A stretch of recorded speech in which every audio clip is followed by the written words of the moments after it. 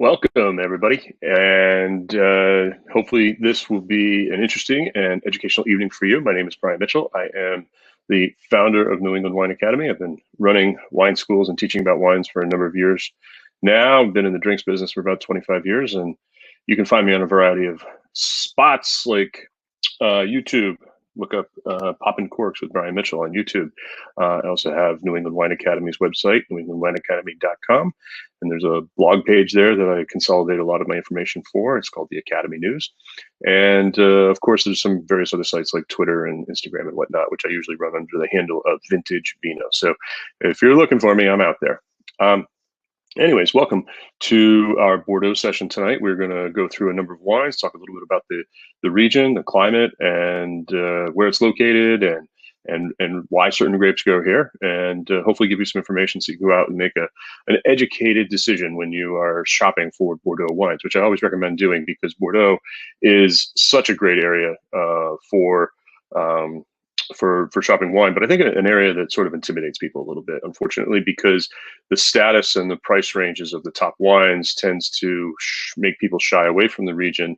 But in reality, there are literally hundreds and hundreds of wines out there that are available on a regular basis for us to buy. So let's kind of get into this, and we'll check out some of the wines and some of the regions. But first of all, let's get some wine in your glass. You know, what's a wine tasting without any wine in your glass? And I had sent out some info early on about which wines I'd probably open up. But if you're into the 6-pack from the Wise Old Dog, then the first wine would be the Chateau Maine VA. And I'll have a slide for this in a little while, but it's the Chateau Maine VA from Fronsac. And we're going to discuss that. But get a little wine in your glass, even if you don't have this wine, get something else, and let's sip along. All right, it smells pretty. So first slide here I want to talk about is really, I like to look at things in a big picture kind of way to start and then sort of narrow down. So let's look at all of France. France obviously is a dramatic wine producing region. It's kind of considered to be the premier country of wine production in the world, and usually vies head to head with Italy for overall production, sometimes with Spain. Depends on which year, which country had a good year and which didn't. But France has just so many things going for it in so many different regions that wine is almost automatic. And, looking at the big picture, there's a few areas. I have a little whiteboard I'm going to share here. Let's turn down the opacity a little bit. All right. And when you look at the entire country, it's pretty interesting in the respect that most of the wine regions are going to be along rivers. And this sort of makes sense in a couple of fashions. One, it's where a lot of the initial agriculture was developed when people were first inhabiting this area. And wine really was probably brought here for the most part by the Romans as they settled across the country, and they used rivers as access points and use it for travel and for trade. And so they would have been inhabiting near the rivers, and they would have basically, grown most of their vineyards and planted most of their other agriculture where they were, because it makes it easy. So over the years, you have some places that are along the rivers that are just great and well known. You have the Loire that runs up here. You have the Rhone that runs south of Lyon down to the Mediterranean.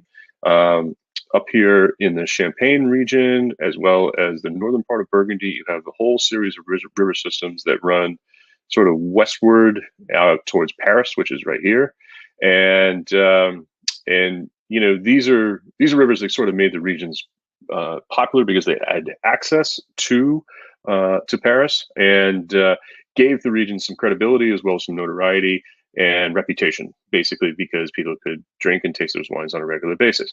Burgundy's over here. Burgundy had always sort of been a south-facing region up until the time when they connected some of these rivers and canals better, and also from time of the trains, which allowed for easy access up to Paris as well. So, Burgundy's reputation grew quite well.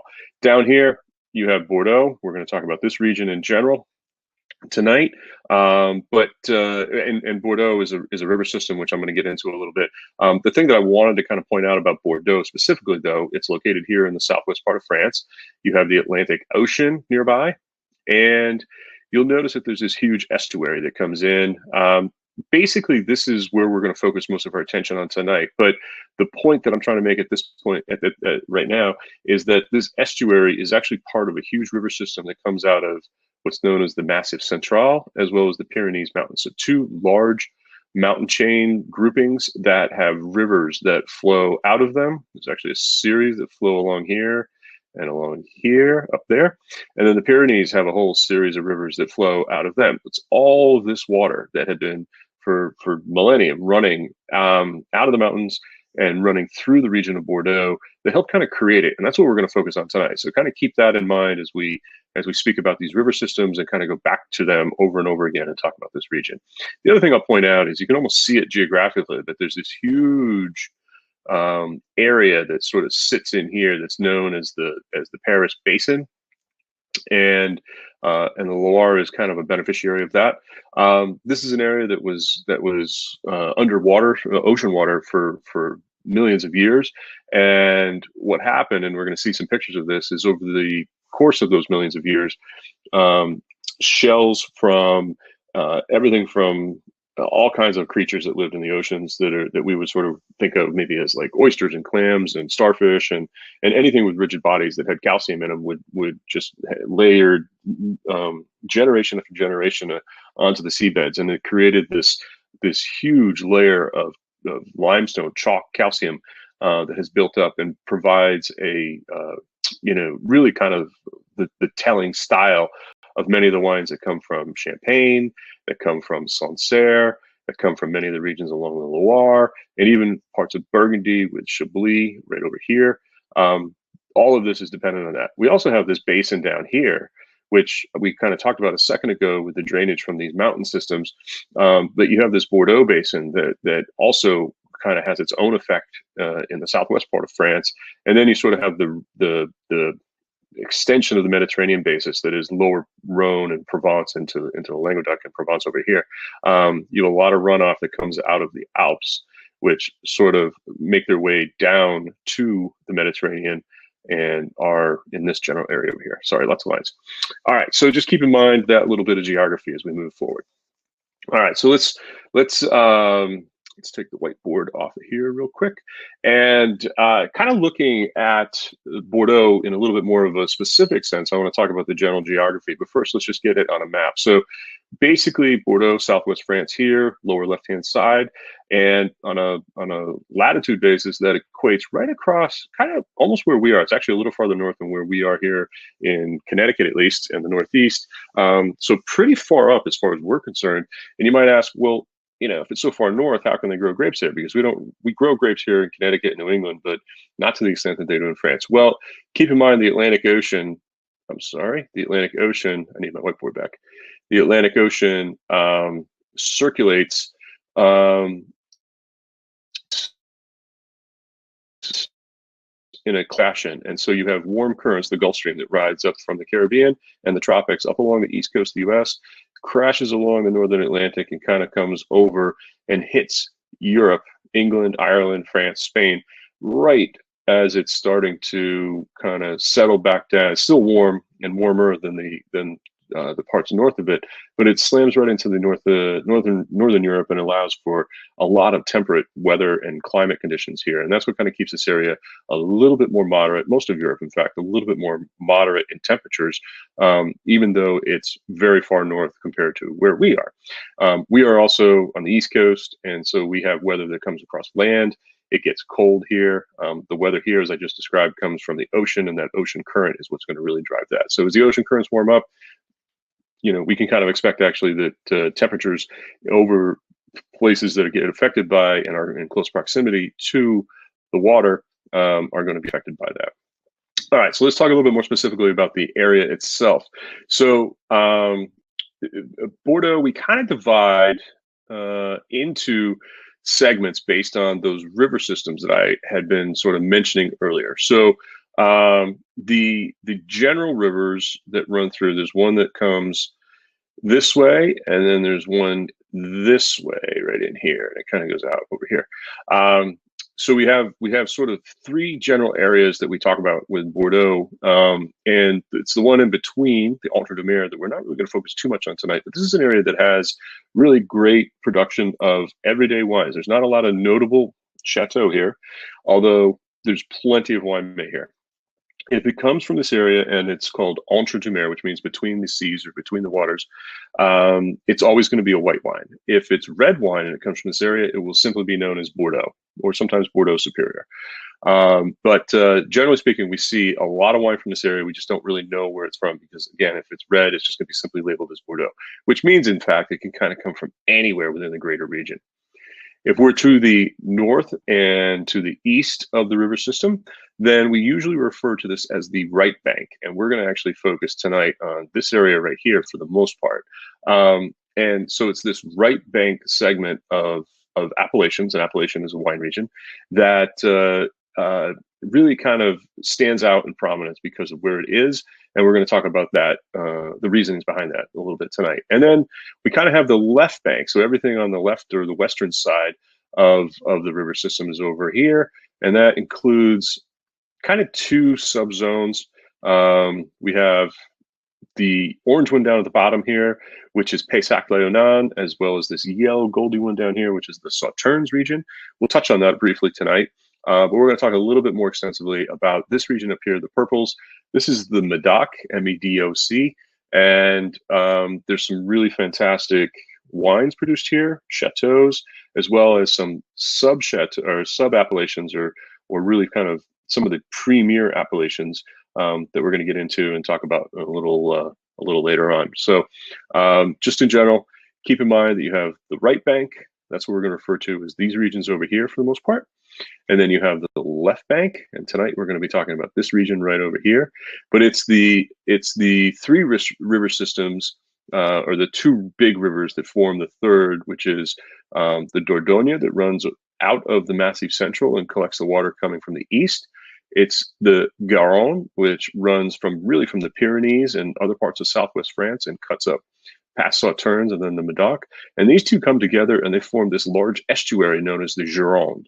And we'll see some pictures of that later on. But this is kind of important to kind of understand why and how things developed here a little bit from a soil point of view, as well as the river point of view, because the rivers kind of cut through this area. And as they did, they exposed or transported soil material. So in the case of Saint-Emilion, or the right bank over here, they really kind of exposed a lot of limestone, because this area going back up into here had a lot of that seabed limestone that I talked about earlier from the basin that's here that had once been covered under ocean water. And so these are some of the great areas here because of that limestone. And we're going to get into that in a little bit. And then along the Medoc here, a lot of the wash that came along with these rivers, and you have to remember the Pyrenees Mountains, for instance, were much bigger than they are now. Even though they're relatively young, they were higher, and there's been just millions of years of erosion that have helped carry soil material and rocks and everything out of the mountains and down along these rivers in its past, and actually built up a large segment of gravel and stone and other material along this side of this point, which is really sand and forests, and then all this gravel on this side. It's pretty low lying, it's pretty flat. I'll show you a picture of it in a little bit, but gravel over here is kind of the noted portion, and we're going to talk about why Cabernet likes it over here. And then clay and limestone is the big soil composition on the right-hand side, and we're going to talk a little bit about why Merlot and Cabernet Franc particularly like the right bank. So let's move on a little bit. Here you have the estuary of the Garonne. Remember, I showed you this big divider up here. The Gironde is massive.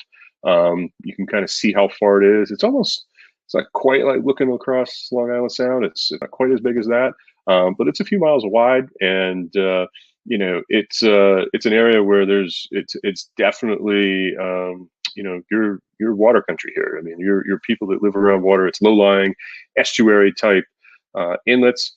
Some of it is fresh water, and then it very quickly turns to salt water. So the ocean, sea kind of dominates everything, not only from a lifestyle point of view, from a cuisine point of view. You're very close to the ocean and always surrounded by water, whether it's fresh water or salt water. All right, so let's talk about our first wine real quick. This is Chateau Maine VA 2016. Don't worry tonight if you're not opening all of the wines. I forgot to kind of mention this perhaps, but you know, having 6 bottles of wine open at any one time for most people is going to be a little bit much, and I'd hate to see some of these wines, you know, kind of go flat or start to turn before you had a chance to really kind of enjoy them. So my suggestion tonight is to open 1, maybe 2 bottles.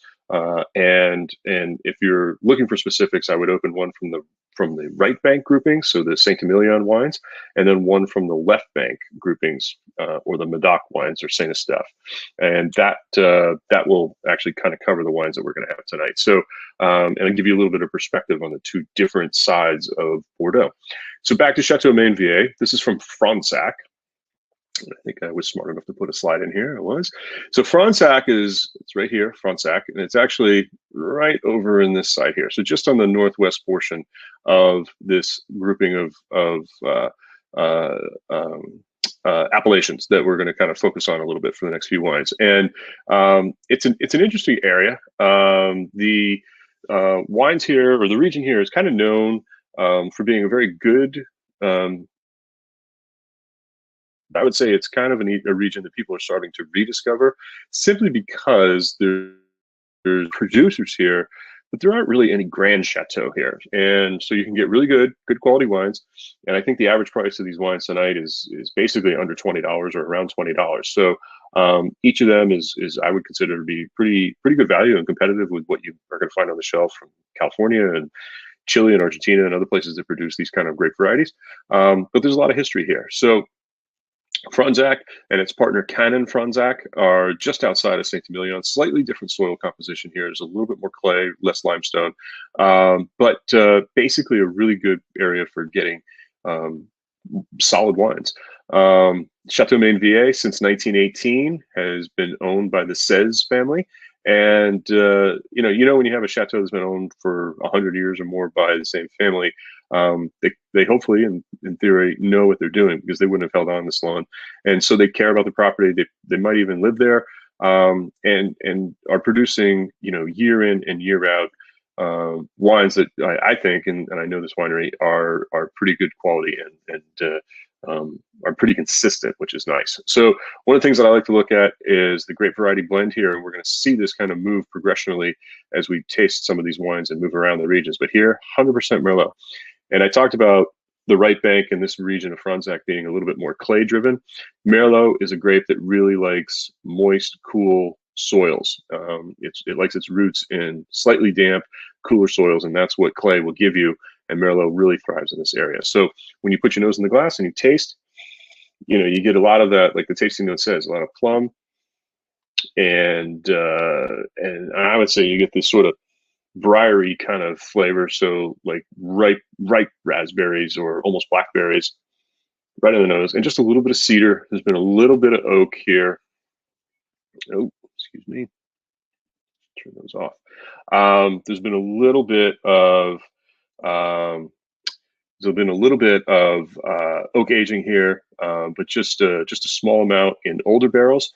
Most of this is just pure fresh oak flavors. So really kind of interesting, really kind of cool. Good acidity, good freshness, smooth textures, supple tannins, easy drinking wine. I like this a lot. Just really kind of fresh. All right. Hopefully you're experiencing the same thing, but that's a good example of a Bordeaux that you can have any night of the week. All right, let's move on a little bit. So I was talking about this right bank area. I'll just back up half a second here. So kind of keep this in mind over here. These sort of almost heart shape, but slightly reddish kind of maroon kind of colored appellations here. Slightly different map, but essentially that same heart shape. And you'll notice that Fronsac is over here on the northwest side, just on the other side of this river, and separated a little bit to the south. It's got its Canon Fronsac neighbor right in here, but Fronsac's loaded right here. So Saint Emilion's here, and it's actually at the edge of this limestone series of hills or shelf, we call it. And behind it is the really nice series of what we call satellite appellations, and these are some of the places that we're going to kind of focus on tonight, and we're going to make our way around here a little bit. So Montagne Saint Emilion, Lussac Saint Emilion, Christian Saint-Emilion, and we're not going to taste any Saint Georges Saint-Emilion tonight. And we're certainly, unfortunately, not going to get into some Pomerols, another one of the really high-end and prestigious appellations here. But we will taste some of these satellites and look at the great values that are here. So just to give you a little perspective. And here's the Dordogne River. It cruises along the slopes and stuff just to the south and southwest, southeast, southwest of the region. And there's also a little river that runs right around behind the hill of Saint-Emilion, and we're going to see how that affects things in a little bit. So a couple quick things about Bordeaux basics. Many people consider Bordeaux to be kind of a British wine, but it's not necessarily true. Although there is a strong connection with England, because England actually at one point the Bordeaux region was under its direct command, mainly because of marriage. But this region was known as Aquitaine, and until 1453, when the French were able to finally kind of kick the British out of the area and retake it, the British controlled the area. And so a lot of the wine got exported, and a lot of the wine that was coming from French-held regions farther inland that would have come through the rivers, the British basically blocked it in favor of the region that they held, which is all this area of Bordeaux for the most part. And so British and Bordeaux, Britain and Bordeaux kind of became synonymous. And even to this day, the British do consume a lot of Bordeaux and are major buyers of Bordeaux. Basically, this was the largest French AC, which is appellation control. It's basically the largest general appellation of wines, producing a boatload of cases of wine on an average every year.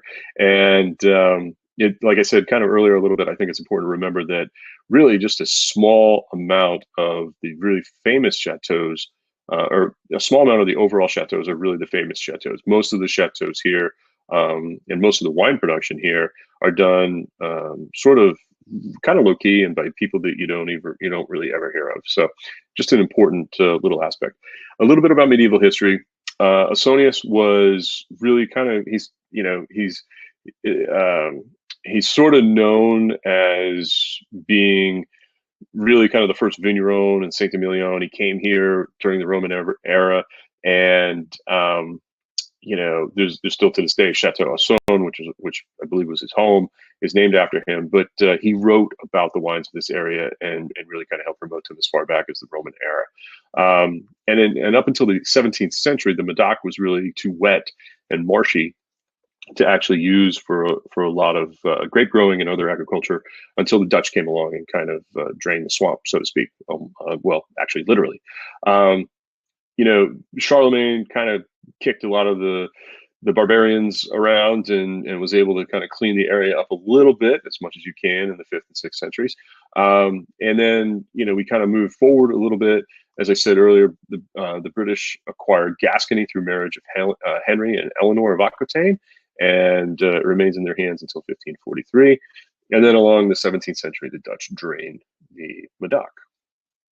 And a little bit more in the modern era, we have the British and the French at war all the time, right up through the 18th century until they became allies. And this had a big impact on the trade and the really, I guess, kind of the fame of some chateaux, because the British were big wine consumers, and they paid a lot for wines, and it helped kind of keep their favorable wines in good stead by paying for those vineyards and for those wines. And so there was a lot of attention paid to these, and it allowed the area, especially in Bordeaux, to gain wealth and build large grand chateaus and everything else that went along through the empire eras of both France and England. Depending on what was going on in their wars between each other, sometimes there was favorable trading status and sometimes there wasn't. The British kind of would trade with anybody who had something that they wanted and that they weren't at war with. The French had wine, which they wanted.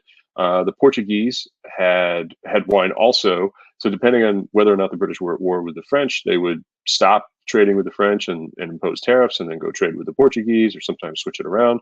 The Portuguese, from their point of view, the British always made really good guns and had lots of wool for uniforms and whatnot. And so that's part of the reason why the Port region, which isn't all that far away, actually. It's just it's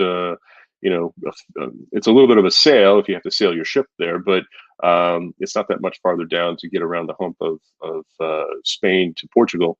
But anyway, so the British and the French, and the British and the Portuguese always kind of had things going on, and there was a lot of connection.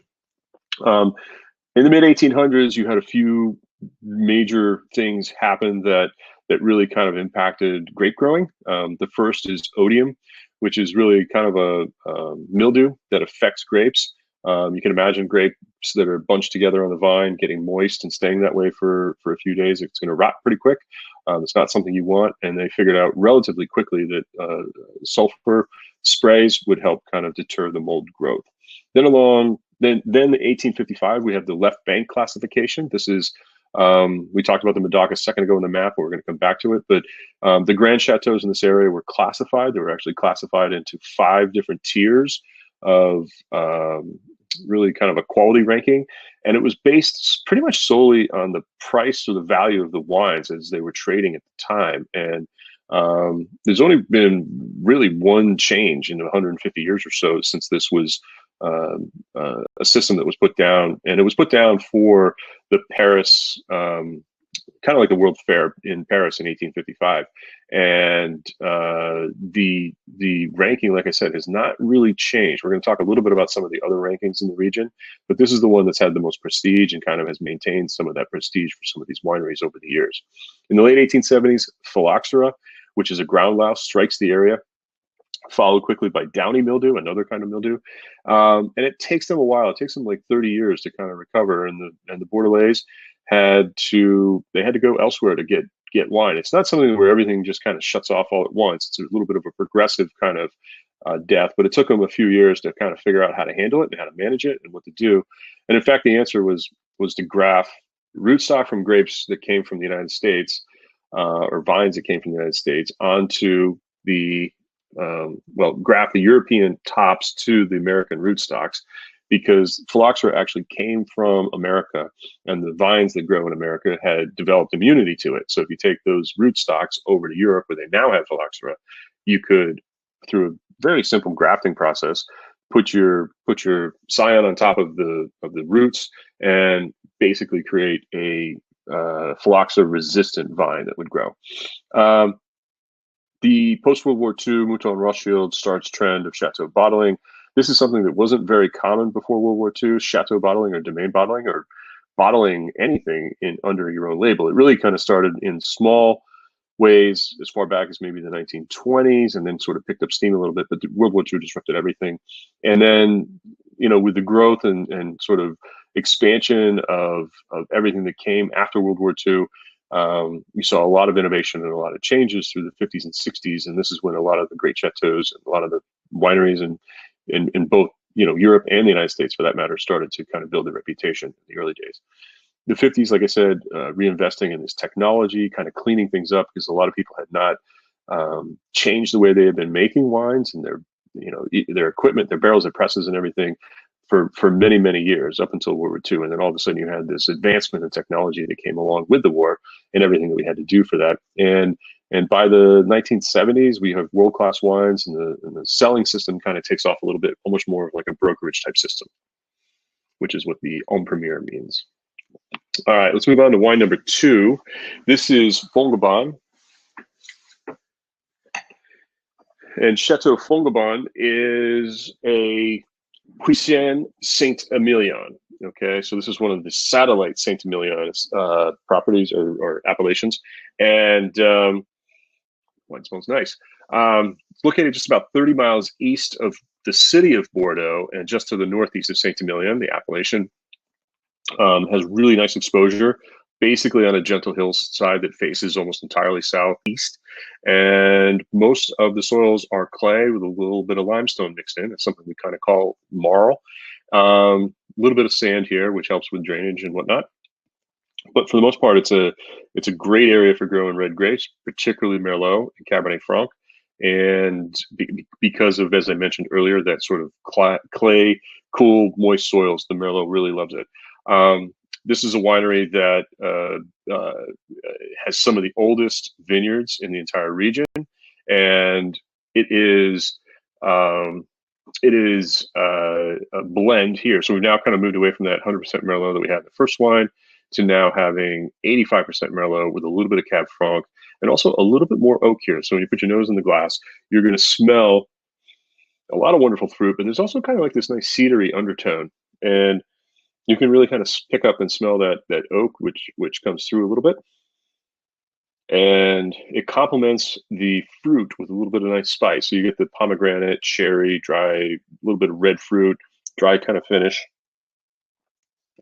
but super smooth, super soft tannins. You get a little bit more of that oak and a little bit more of that cedary kind of quality coming through, but just kind of wrapped in this nice, slightly chalky, but just juicy, jammy kind of finish. And that's exactly what it is. So just a little bit of oak smoke and spice wrapped around all of this finish. This term biodynamic, this means biodynamic. It's a way of growing your raising your vineyards or farming your farm. That's really kind of a philosophy that goes back to the way farms would have been, not monoculture type farms, but would have been whole ecosystems that would have had animals as well as agriculture that would have been self-supporting in a way. And it's a system that was started really in the 1920s by Rudolf Steiner, and many people are into it to this day.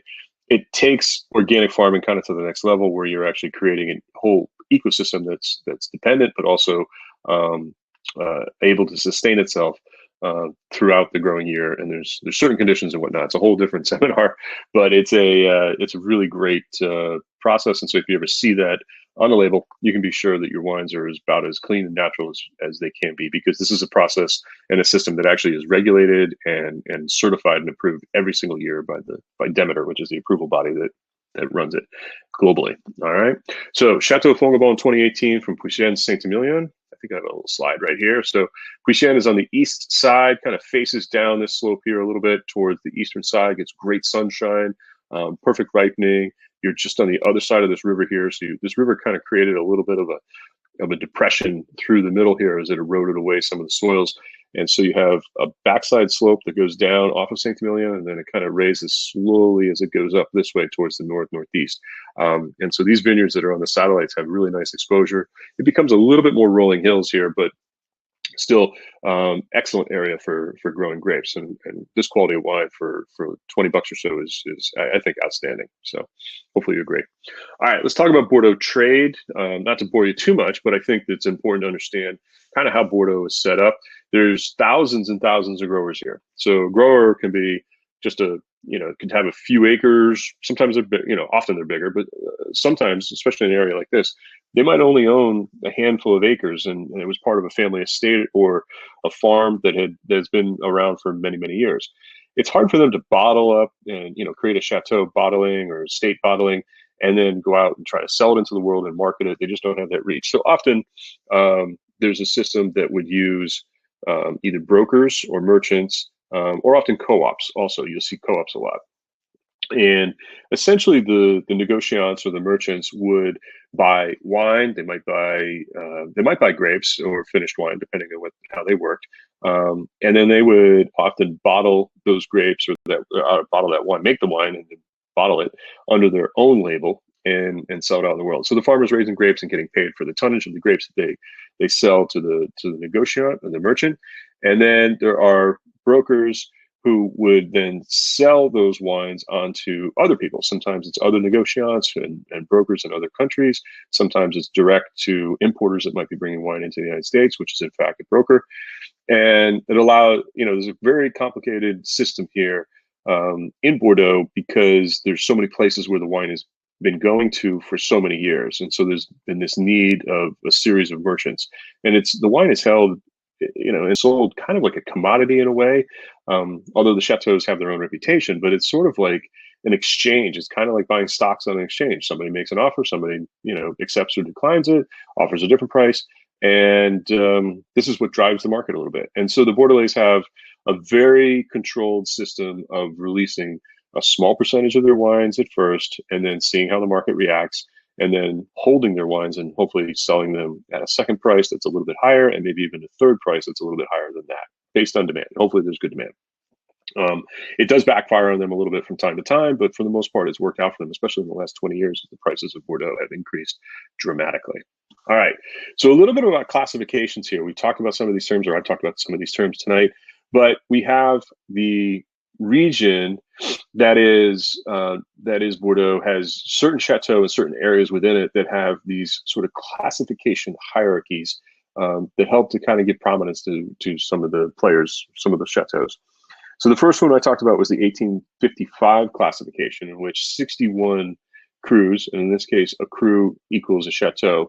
In Burgundy, for instance, a cru equals a vineyard. So the terminology changes a little bit based on the region, but here in Bordeaux, it equals a vineyard or a chateau. And so you had 61 chateaus in 1855 that were classified, with the classification running up and down the Medoc as well as down into the Sauternes region. And so you have five. Today you have five. Back in 1855, you had four premier first gross, what they call the premier crus. And there's only been one change to that over the years. There's 14 seconds, 14 thirds, 10 fourths, 18 fifths. The one white Premier Grand Cru is Chateau d'Yquem that was classified in 1855. That has not changed, with 11 firsts and 14 seconds in that region. So Medoc and Sauternes was really the original classification system. Then you have a system, I'm actually going to bump down here to Saint-Emilion. So you had a system that came about in 1955, and it's had some general revisions over the years. And that's a big difference between the 1855 classification and almost all of these others, is that when they were created, they had these built-in dates of revision, sort of forced a review of the quality of the chateaus, what they were up to, because ownership changes and vintages and whatnot, winemaker changes. They may not be making quite the same quality, or maybe they're making much better quality. It depends, and they might be willing to, or they might be able to step up in their tier. So Saint-Emilion, 1955, has been reviewed a couple times. Part of the problem in some of these review processes is initially they were done by people within the commune, and you can imagine how having your neighbor judge your wine and you maybe dropping while they raised in their status would maybe affect you. People wouldn't get happy and they would sue, which has happened. Now, for the most part, most of these classification reviews are actually done at the federal level. So people at the Department of Agriculture, essentially within France, are handling this for the most part, with some help from the people who are actually in the appellation. So it's a little bit of a different process today, but Saint-Emilion has three levels: the Grand Cru Classé, and the Premier Grand Cru Classé, A and B. So they've kind of divided up into a little bit of a weird system, but basically everybody gets a Grand Cru name on their label, which can be a little bit misleading because you see that and you think it's like, okay, great. But it's really, they are classified, but it's sort of throwing it at a little bit higher status, because when we look at Grand Cru from, say, Burgundy, those are really only 32 vineyards in the region that are at the very peak of quality status. So a little misleading. Back up to the top here, you have Cru Bourgeois. This is a term that's actually been around for many, many years. What it means is, bourgeois is a term that means people of the bourg, of the village. So bourg kind of means village, the burg. And the joie are the people of that burg, and so the crus are the wines of the people from here. And these would have been people who would have not been noble people, but they would have actually been tradesmen, like blacksmiths and farmers and winemakers and whatnot, who would work for other people, but actually own some of their own vineyards and made some pretty good wine. So back in 1932, they actually started classifying themselves, but the term goes back beyond that, and it's been revised a few times. But this is an area, we're going to taste the wine in a little bit, that's a Cru Bourgeois. I like this tier a lot. I always, I'm pretty happy when I buy wines in the Cru Bourgeois segment, because I know up front that I'm getting something that's kind of been reviewed and in effect quality certified, but also I know that they're wines that are meant to deliver because of that review. So there's always an impetus amongst the participants to actually certification, because it gives them a higher status and they want to move into it. Graves is a region just south of the city of Bordeaux, which is at the southern tier of Medoc. So that's where we changed from that purple into the more orangey yellow kind of range. And Graves is a red wine district that also includes the Sauternes district and farther south, and that's part of it. But 1959, they were classified very kind of casual folks here, but making really killer wine. There's one of the Grand Chateaus that is here, which is Chateau Aubryon. And, so the status of this area has been here forever. Part of the problem with this area a little bit was that the city of Bordeaux was much smaller than it is today. And as it's expanded, it's actually expanded into this area. And so a number of the vineyard areas over the years have kind of been pushed back because of the development of the city itself. But Graves is certainly a great area for growing wines. I like getting wines from this area because I think well, they have a little bit lower price tag, sort of, but they really deliver high quality wines. And then the last one at the bottom is called garage wines or garagistas. These are guys who kind of came along. They're more artisans, more later, like in the last 25 or 30 years.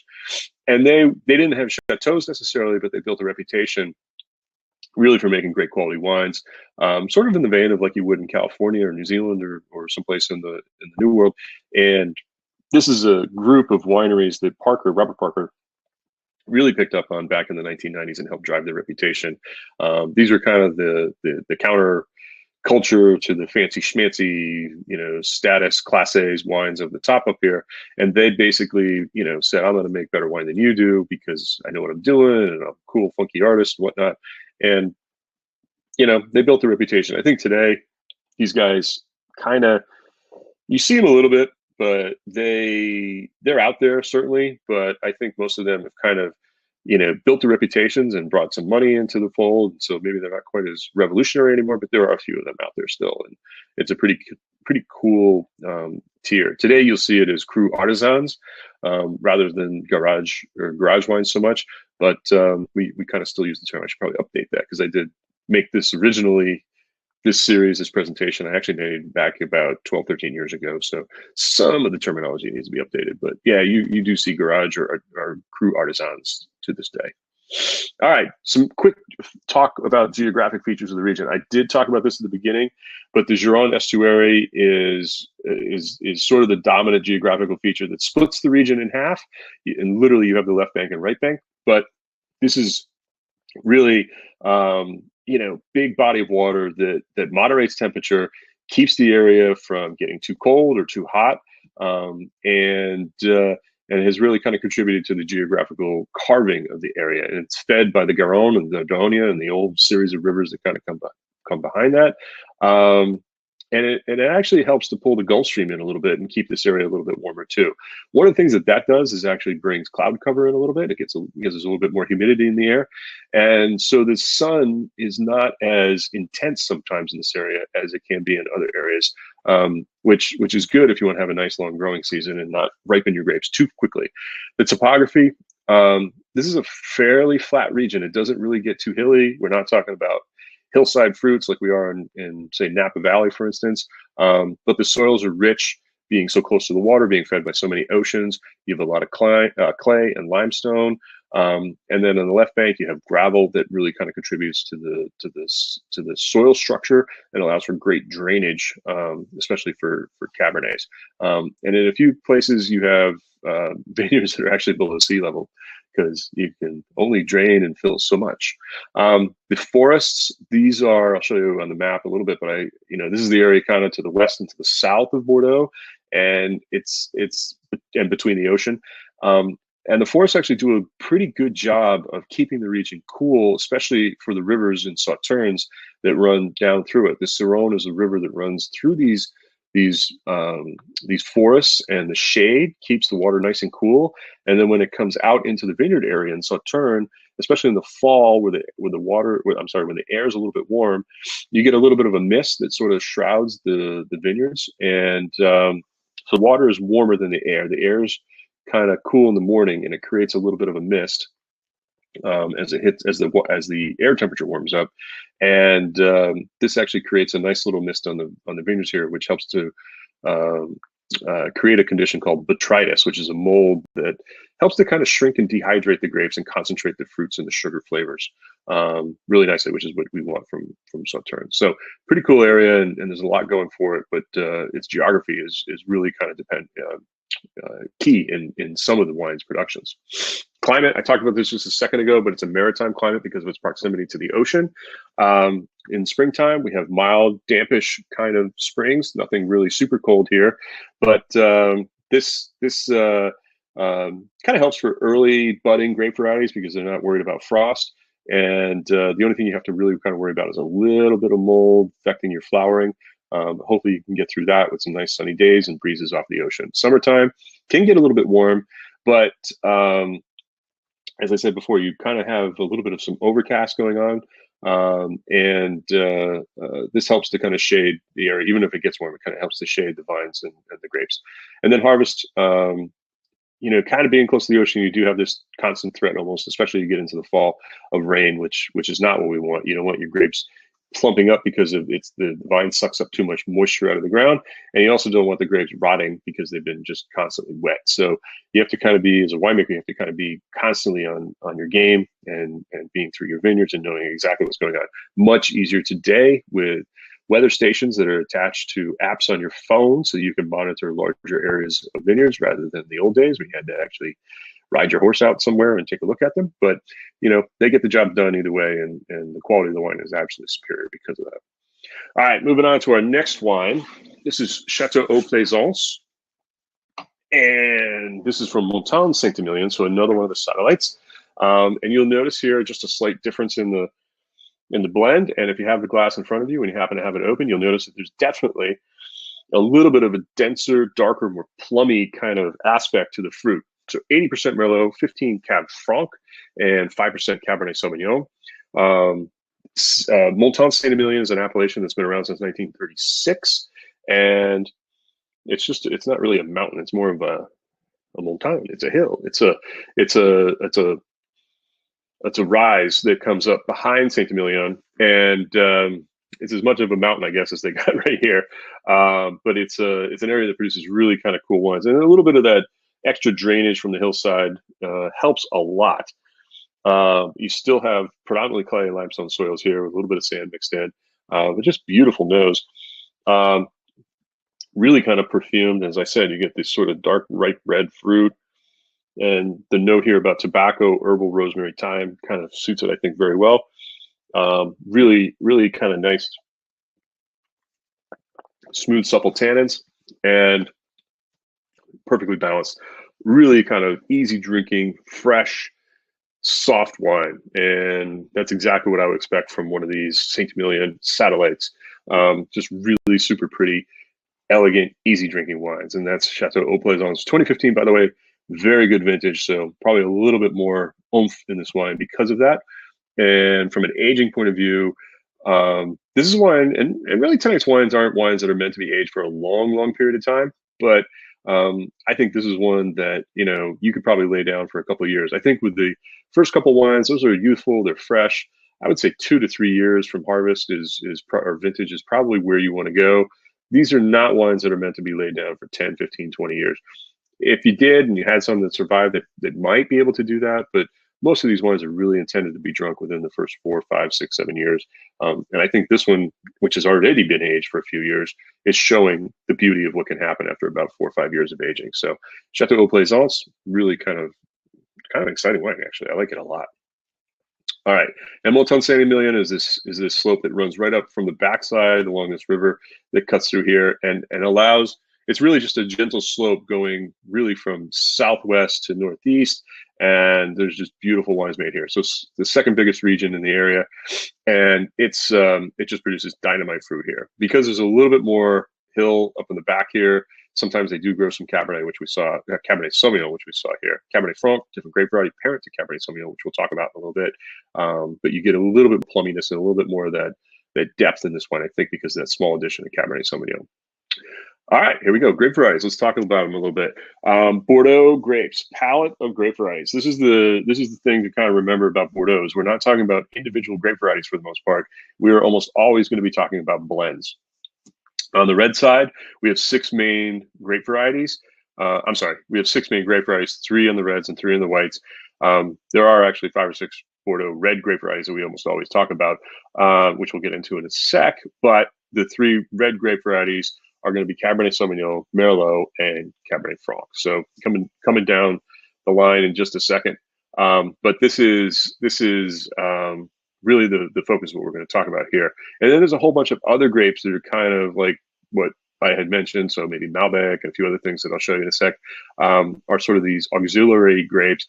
And in fact, what's kind of happened is in the last few years, because of climate change, the Bordelais have started to allow other grapes to be tested and grown in certain areas, not for any of the Grand Chateaus and the premier regions, but in some of the more outlying areas for just generic Bordeaux, Bordeaux Red or Rouge, and Bordeaux Blanc, and Bordeaux Rosé.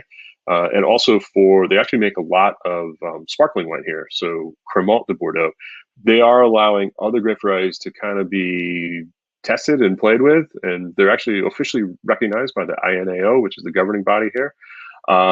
And that's because you have temperatures that are rising, and you need to deal with drier soil conditions, or more rain, or floods, or whatever it is that's going to be the result in your area, and they're starting to do that. Aromas for blended wine. So the specific aromas of each grape variety, when they're blended together, sometimes they shine through, sometimes they don't. And I think the reason why a lot of this blending is so that you can kind of take advantage of the fact that you have variable soils throughout your chateau, especially if you have a big one, or about the properties that you work with. And often you can kind of make a better whole using various parts to kind of put it together. This is sort of what we call the art of blending, or the art of winemaking. And so here they've perfected it, and using really a broad palette of flavors and aromas and textures, are able to put together a better wine using a blend of, say, like we just tasted, 80% Merlot and 15% Cabernet Franc and 5% Cabernet Sauvignon, rather than the first wine that we tasted, which was 100% Merlot. A little sort of singular, straightforward, easy drinking. But I think with the last one that we tasted, the Chateau Aux Plaisance, we got a little complexity in that. We got a little bit more depth. We got a little bit broader palate feel, mouth feel. And that's what you can achieve with through blending. And they do that all over the world. But you really have the high point of it here in Bordeaux. All right. So it might be interesting to note that 66% of the red grape varieties in Bordeaux are actually Merlot, and that Cabernet Sauvignon is second at 22.5%, and Cab Franc at 9.5%. So I'm guessing most people did not think that there would be such a high percentage of Merlot, and because we often hear and talk about Cabernet Sauvignon so much, and it's at such a prestigious level, but the driver in this region is actually Merlot. It really loves the plushness, and it really loves the cool clay and the moist soils that come from these regions. For the most part, there's really just one big strip of gravel. Cabernet Sauvignon is grown all over the place, but in much smaller quantities, and really in the sandier, gravelier soils. And so when you have a lot of clay in a region with a lot of rivers, which rivers lay down clay and silt, a grape like a vine like Merlot really does well. So this is a spread on the reds. Really, 2/3 are Merlot, and then the other third is divided up for the most part between Cabernet Sauvignon and Cabernet Franc, and then a small portion of those auxiliary grapes. On the white side, Semillon, Sauvignon Blanc, and Muscadel. So obviously, biggest portions are with the two main grapes here, Semillon and Sauvignon Blanc. All of the wines from the Entre deux Mers are white, and they're going to be made from these grapes. Where you get a little Muscadel often is going to be just in Sauternes and the surrounding regions like Barsac, and sometimes in other places. But for the most part, it is a blend of Semillon and Sauvignon Blanc. Semillon's a little softer, more aromatic. Sauvignon Blanc, very aromatic and a little higher in acid. And so they work really well together. And if you're making sweet wines, you need the acid from the Sauvignon Blanc and then the richness from the Semillon to kind of complement it. Semillon and botrytis work really well together. So there's a nice harmony when these grapes are actually added and blend together. And then again, just a small percentage of grapes that are sort of being tested out, or maybe are legacy grapes and being phased out in some cases.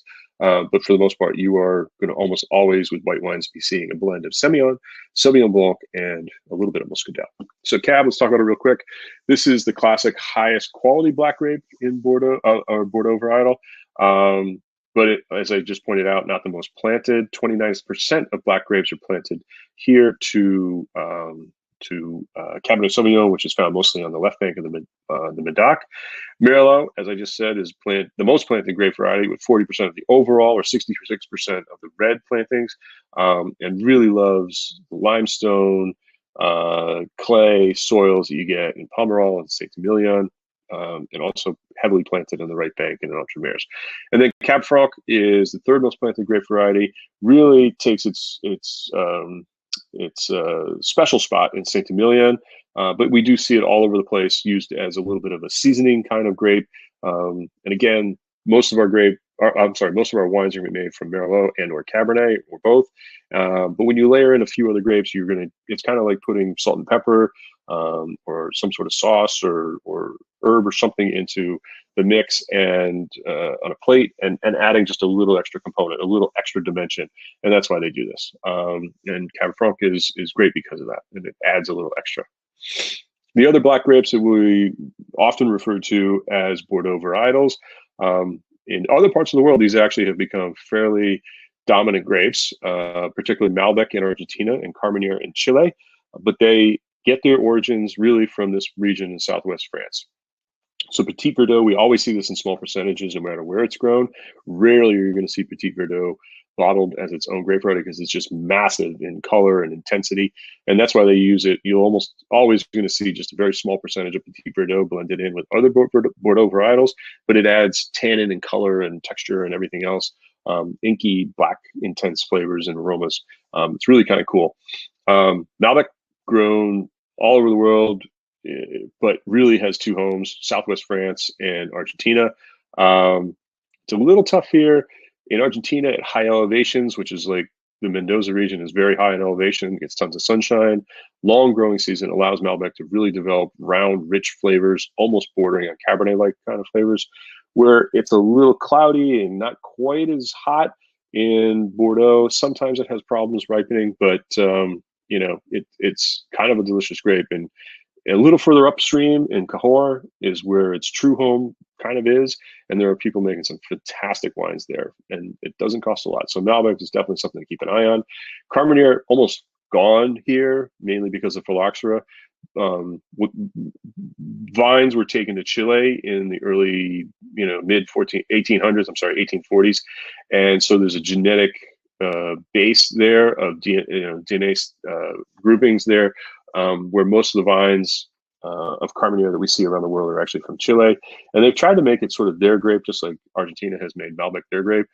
Sort of works. I've had some great Carmenere. I enjoy drinking Carmenere when I get it. It's a little spicy or a little peppier, but sort of fits in around where Merlot from a texture and from a tannin point of view is.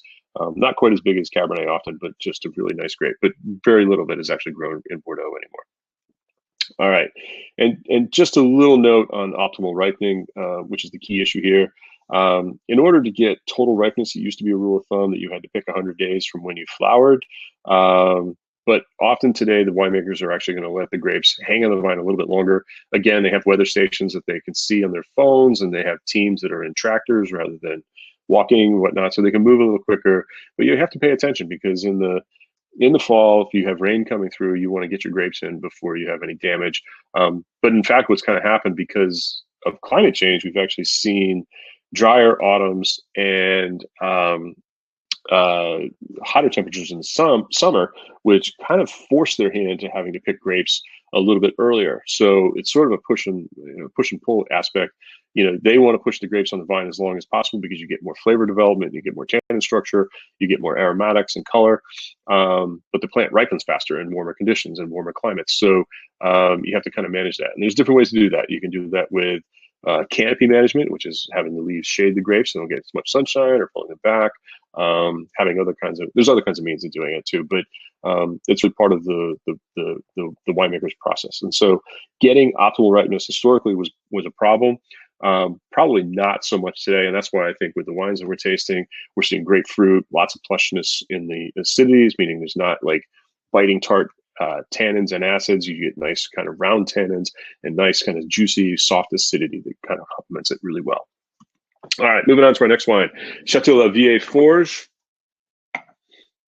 This is Lalande de Pomerol, and here, quick sniff, there we go.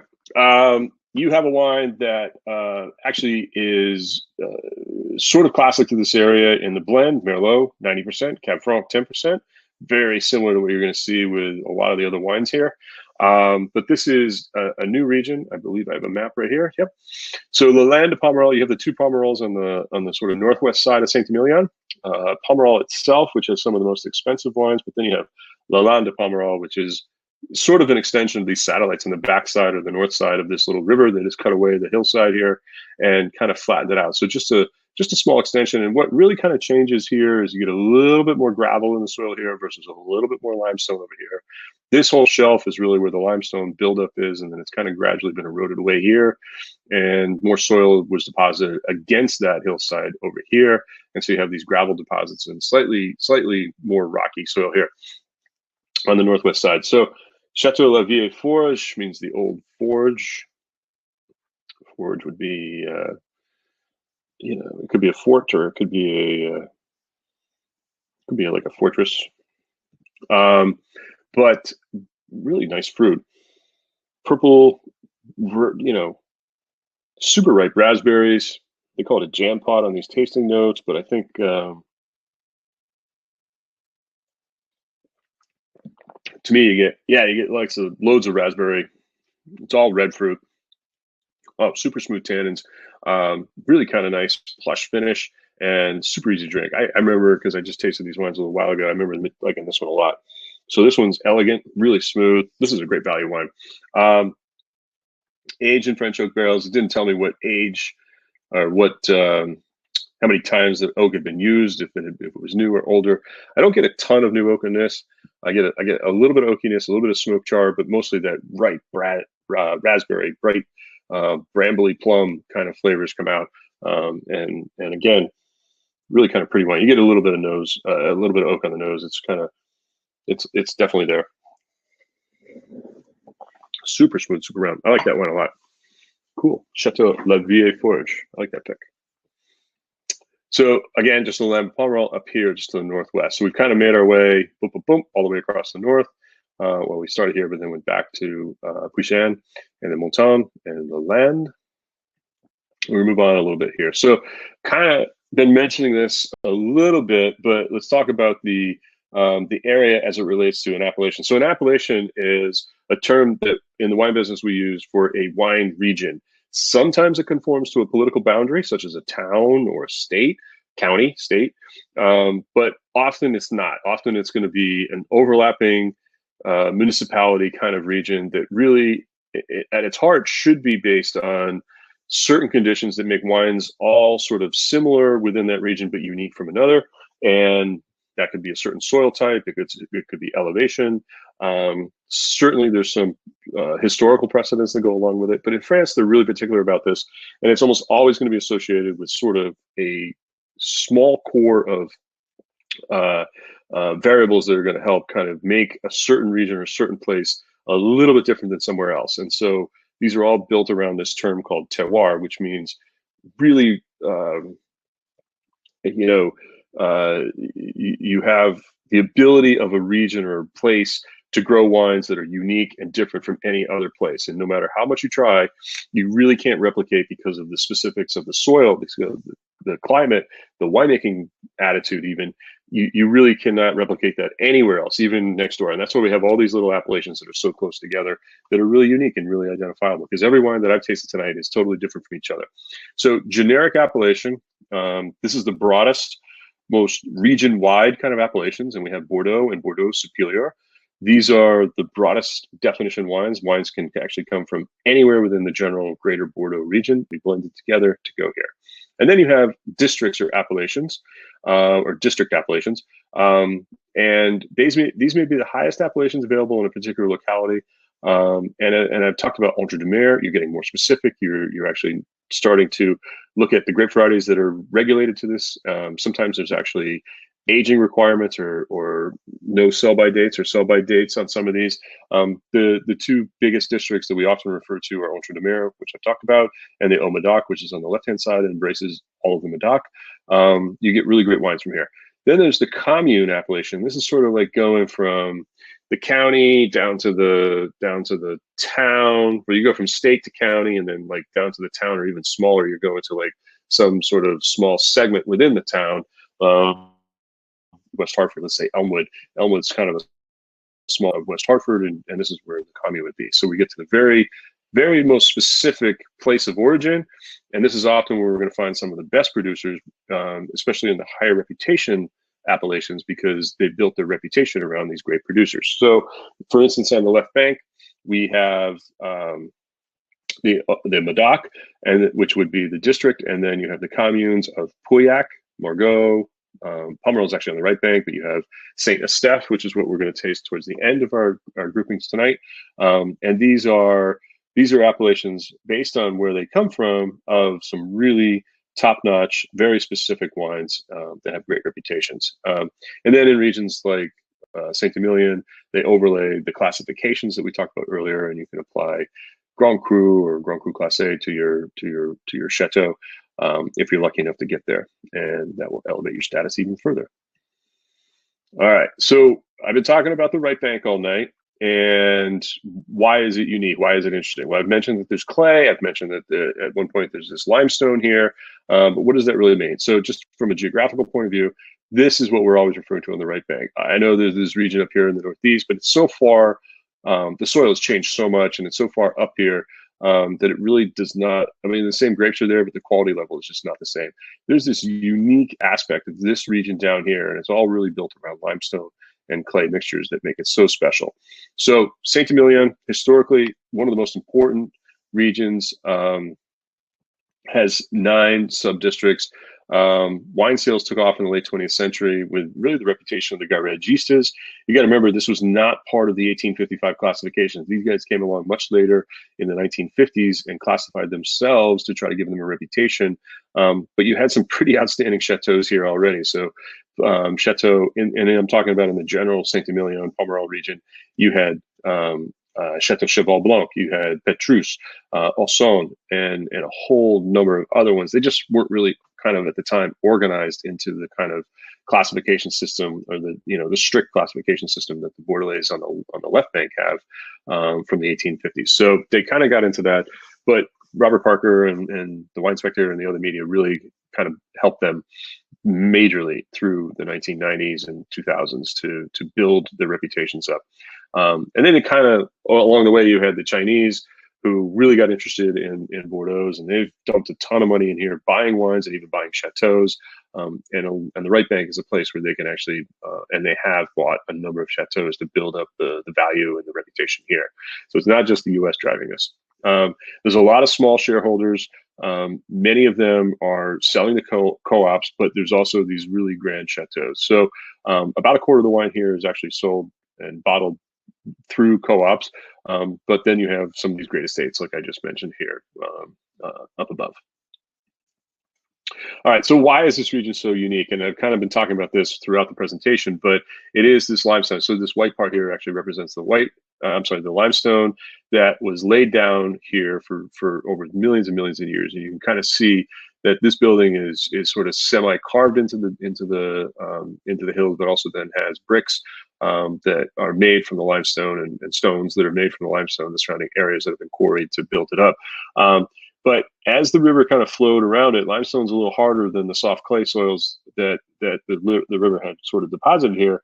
And so it had to deviate and leave this limestone sort of exposed to decompose and mix with the clay a little bit and create these hills. So you can kind of see these finger hills that run down towards the water, and I'll show you another perspective in a second. But Ausson is right over here, and then Cheval Blanc is up on the top side. This is really the premier wine growing region in this whole right bank side.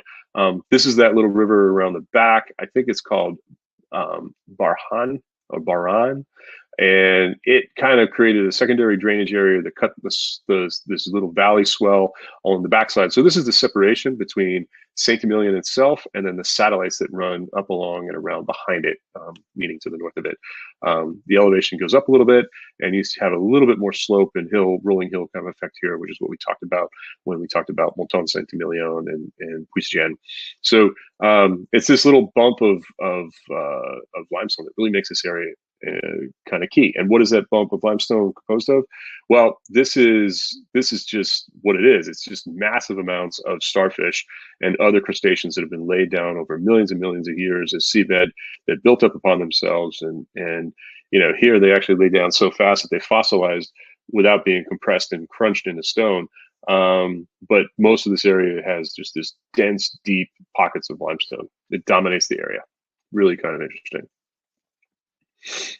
All right, so just to kind of give you, again, final perspective here, you have this little river the Bahrain that runs behind it here, and that kind of cuts off the satellites and the northern part of Pomerol from the main limestone shelf and finger hills area here.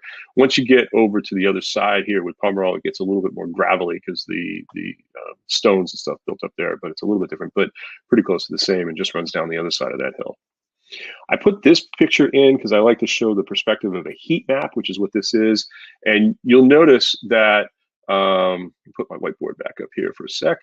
You'll notice that the darker spots, these red areas here and these red areas over here, this is where you get higher heat temperatures throughout the growing season. And with higher heat temperatures, generally speaking, you would get more ripeness. And with more ripeness comes higher sugar levels, more color, more flavor, etc.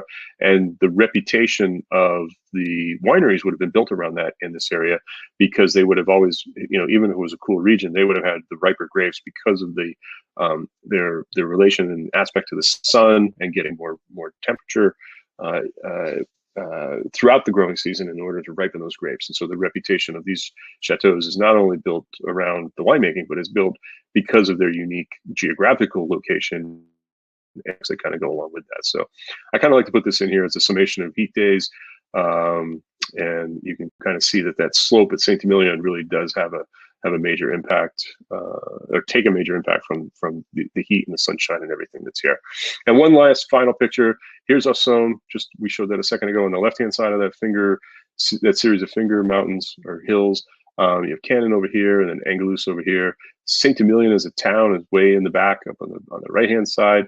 And these slopes kind of just gently flow down towards the river. I also like to show this because you can kind of get a sense of the fact that really the entire area is covered in a patchwork of vineyards. And that's, if you haven't been to a region like many of these regions in France and sort of seen this, it's a little different than what we experience. Even going to Napa, they have a lot of vineyards there, but they have protected areas of forests and natural areas. Here in Bordeaux, because it's such an old area, and because wine and grapes are such an important part of the economy, you don't really get that. You just have in the premier areas, you get a blanket of vineyards, and it's what they do.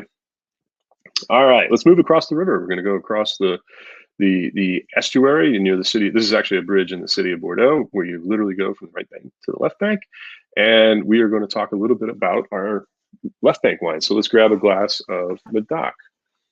Actually, Au Medoc. So this is Chateau Thélin.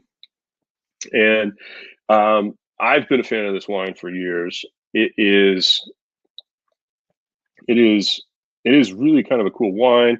It's been in the same, let's give it a sniff. It's been in the same family for about 130 years almost. And today it is run by a group. I don't know exactly the relationship. I think there's, well, it says 5 sisters. I thought there was a mother involved there too. But anyways, this is the Medoc. Medoc is the left bank, and this is really where the major chateaus, the high reputation and high dollar chateaus are located almost exclusively. But it is just spectacular wine in this area. And we shift grapes. We're going to talk about this in a sec, but we shift grapes here a little bit more Cabernet Sauvignon dominated, although some of the wines are still dominated by Merlot. You're going to see a higher percentage of Cabernet Sauvignon here. You're also going to see a little bit more use of newer oak as we go up in reputation and therefore up in price scale a little bit. They can afford the newer oak. And that's all going to kind of add to the quality of the wines and whatnot. So I think there's really great value here. This is Au Medoc versus the Medoc.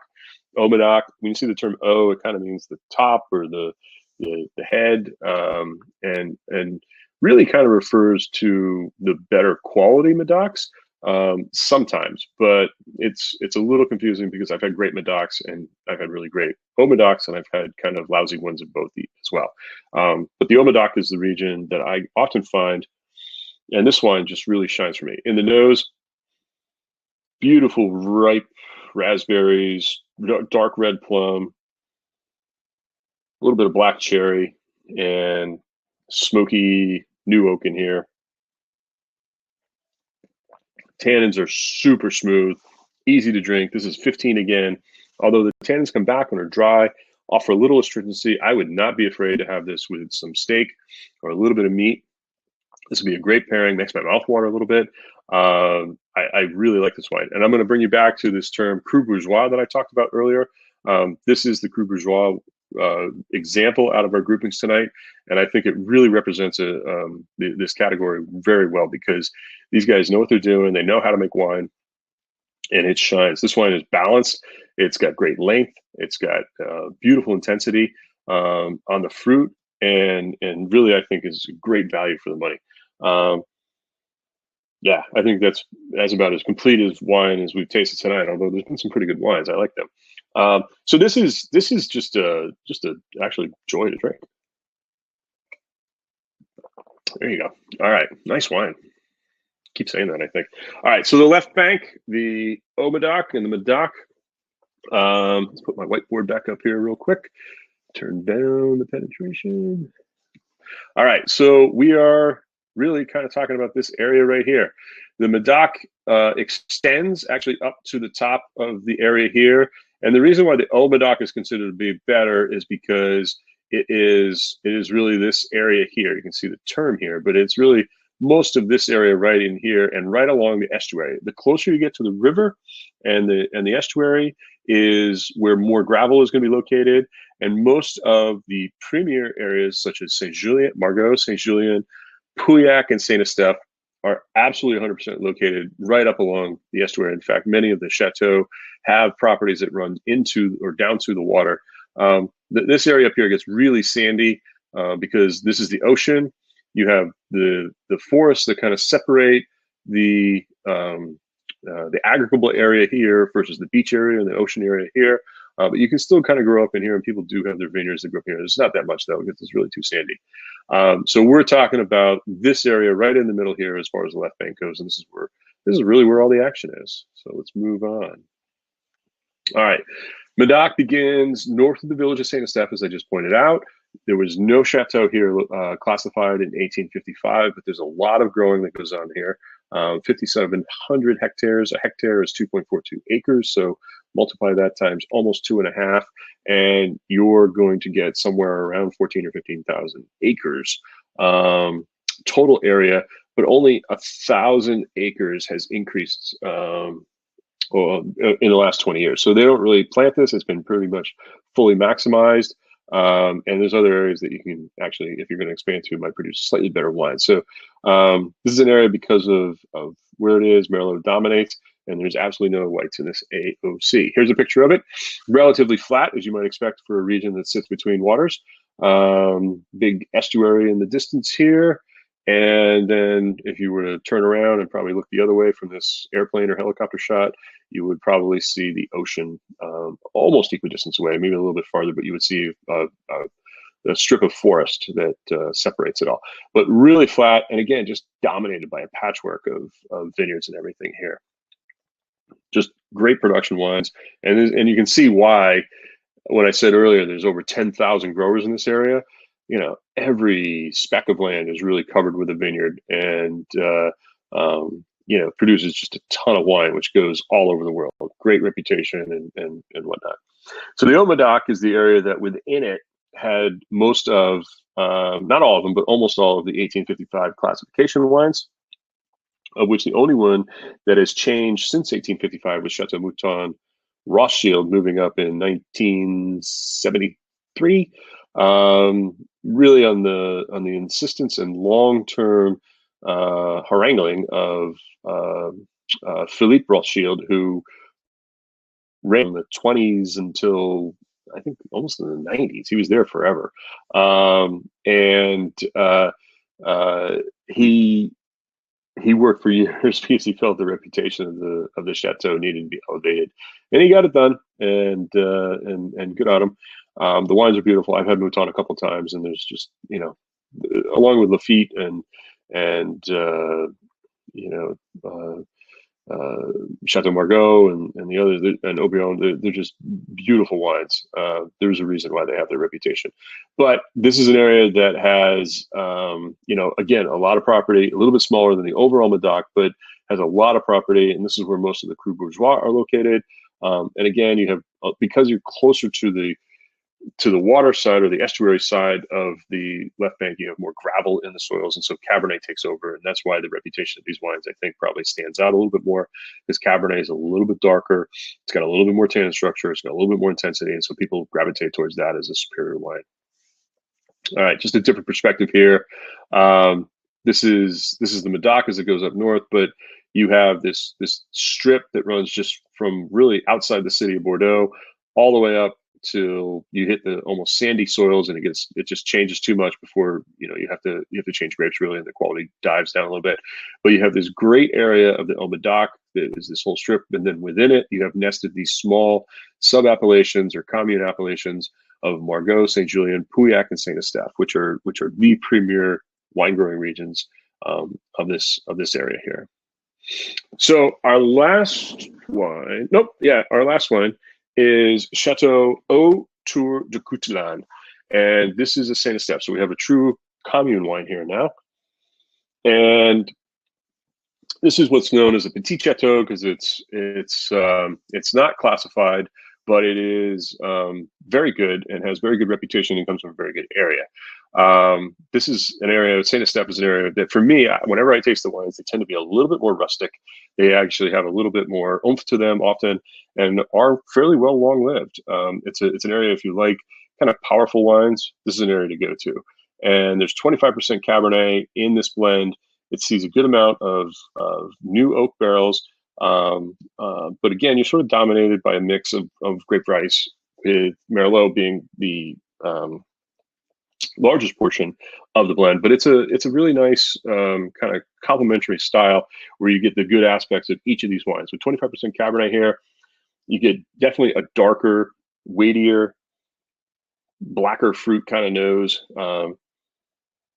I like kind of brambly blackberries, a little bit of rosemary. The wood, slightly smoky, vanilla char comes through, and just really kind of nice intensity here. This is definitely bold wine, and super smooth tannins. This is 14, so it's had a good amount of time to age. The nice thing about buying this 6-pack, if you're into it, is that you really don't have to set these wines down for a long period of time. You've got a nice progression of younger to older wines that have already been aged and aged appropriately within their appellations, I think, because as a Saint Estèphe, this is definitely one of the highest reputation appellations of all the wines that we've had in this session.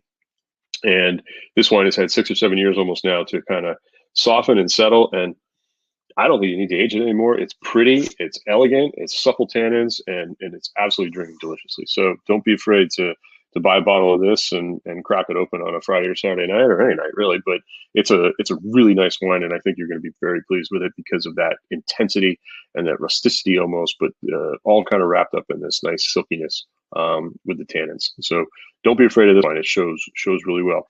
I did get a question about decanting these wines. You can definitely decant these wines. I kind of encourage you to decant almost any wine, especially red wines, but white wines you can a little bit too. But feel free to decant your red wines almost any time. If you know that you're probably going to drink the bottle, and even if you don't, you can always put it back in the bottle. But if you know that you're going to be drinking it relatively soon, I like to get some air incorporated in my wine. It helps sort of soften the wine. It helps break down some of the astringency, and certainly sometimes there might be a little sulfur in the wines. It smells a little bit like a matchstick or struck matchstick. You can easily decant the wine into you can get decanters anywhere really. They don't have to be very expensive. You can also use a pitcher or some other kind of vessel that isn't necessarily just a glass decanter, and all you're really trying to do is glug the bottle into there to get a little air incorporated in. That's sort of that's one aspect of why we decant. The other is if you have some older wines and you have some sediment in them, then you're going to want to carefully decant your clear wine off of the sediment and leave that hazy, crunchy stuff behind in the bottle. But most people don't have wines that have a lot of sediment in them. We're really kind of looking to decant to get some air in them. And a wine like this, the Chateau Autour de Coutelan, I think would be a great example of a wine that would benefit. All of these wines would be, but this would be a great example of a wine that would benefit, half hour before you're going to have dinner, crack it open, decant it, have a little sip, make sure it's good, but then give it a few minutes just to kind of, while you're cooking, just to just to soften a little bit, just to get a little air, take a take a breath, relax a little bit, and then it's going to be great when you have your dinner. So decanting, we like it. All right, that kind of brings the end of this. Hopefully, I've been able to shed some light on what Bordeaux is, the geography, some of the climate, the wines, the grapes, and I really appreciate everybody joining. If you have any questions, feel free to email me or send them along. I'm always happy to answer. You can, again, just as I mentioned out at the beginning, you can check me out at newenglandwineacademy.com. You can sign up for my newsletter, which comes out almost every week, every other week. I put videos up from my YouTube channel. On the blog, you can go to my YouTube channel, which is PoppinCorks with Brian Mitchell, and you can follow me on Instagram at Vintage Vino. At some point, I might get those all aligned so they're just the same and easier to follow. But that's the gist of where I am, because I've been doing this for so long, and hopefully you learned something tonight. And I appreciate you joining. So cheers and good luck on buying some Bordeaux this week. Good night.